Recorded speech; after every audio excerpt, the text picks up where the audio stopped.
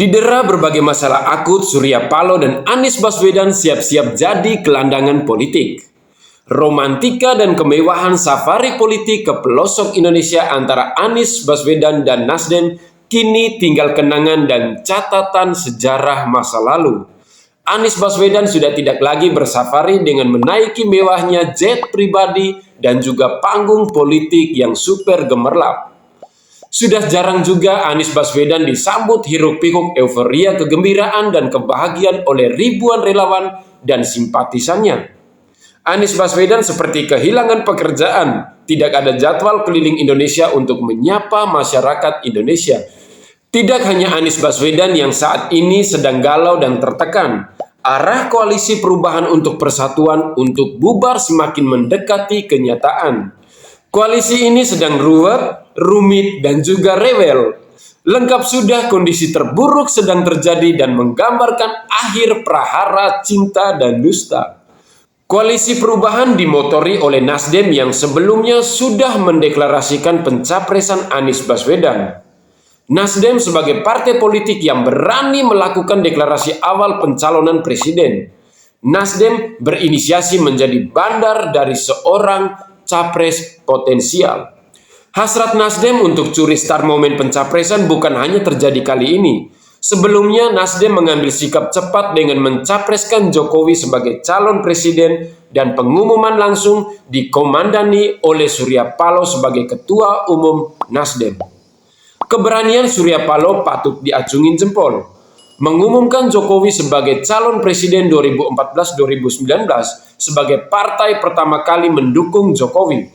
Pada saat itu PDIP suara kursi DPR belum memenuhi syarat ambang batas presiden dan karenanya belum bisa mengajukan pencapresan sendiri dan harus melakukan koalisi partai.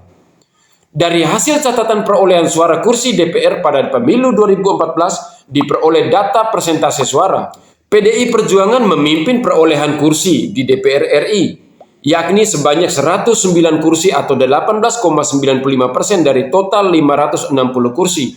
Di urutan kedua Partai Golkar yang memperoleh 91 kursi atau 16,3% dan Partai Gerindra di posisi ketiga dengan 73 kursi atau 13%. Pada akhirnya kontestasi Pilpres 2014-2019 berhasil memenangkan Jokowi sebagai presiden. Tentunya banyak komposisi bisnis dan politik yang digondol oleh Nasdem dan Surya Paloh dalam dua periode pemerintahan Jokowi. Hanya saja nasib sial harus diterima oleh Nasdem untuk saat ini. Pencapresan Anies Baswedan membawa malapetaka daripada sekedar untung politik atau ekonomi yang berjubel. Perubahan peta dan konfigurasi serta perilaku pemilih sedang terjadi secara cepat dan tidak terprediksi. Sedang terjadi fase disrupsi ekonomi dan politik yang menyebabkan kontestasi politik liar dan mengambang. Sinyal kuat Nasdem akan terpuruk semakin nyata. Kader Nasdem yang juga menjabat sekjen dan juga Menteri Kemeninfo Johnny G. Plate terseret kasus mega korupsi BTS. Belum usai proses hukum dari sang menteri, Nasdem didera konflik internal dengan mundurnya ratusan pengurus dan kader Nasdem Indramayu. Kasus isu mahar nomor cantik yang sedang melilit di tubuh Nasdem memberikan efek negatif bagi elektoral partai. Belum lagi kader Nasdem Syahrul Yassin Limpo sebagai mentan sedang diburu oleh KPK dengan tuduhan keterlibatan korupsi berkaitan pertanian. Belum adanya persamaan persepsi untuk memilih wakil calon presiden yang akan mendampingi Anies Baswedan menyebabkan friksi tajam dan diakhiri dengan perselingkuhan politik di balik layar. Penyebab utama tiga elit partai belum memutuskan siapa calon wakil presidennya diduga kuat, dibayangi oleh tarik ulur kepentingan yang pada akhirnya tidak ada titik kompromi. Pada akhirnya prahara politik di koalisi perubahan semakin memperlihatkan perwujudan nyata. Nasdem dan PKS dipecundangi oleh Demokrat. Namun jika mengamati perhelatan politik internal koalisi perubahan disimpulkan wajar jika Demokrat berselingkuh dengan partai atau capres lain. Selama ini Demokrat dalam posisi bergaining politik di koalisi perubahan mengalami penurunan dan tekanan dari PKS dan Nasdem.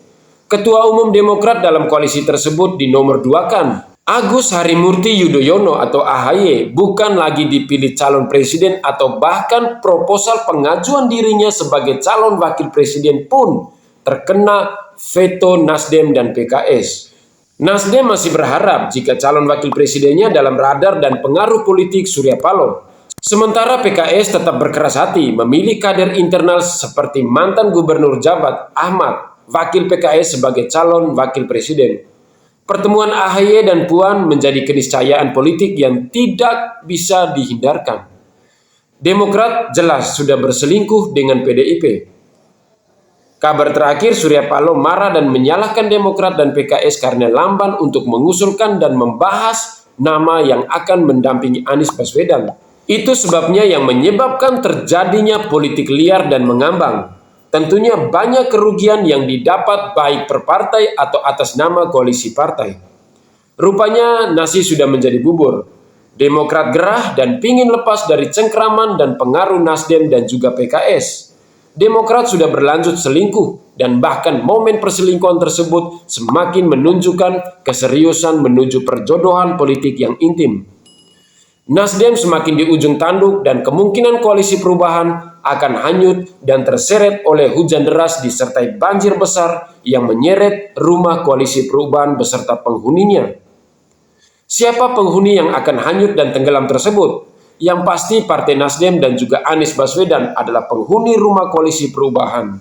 Akhir kata saya Mata Kiri pamit undur diri. Salam hormat, salam NKRI harga mati. Wassalam.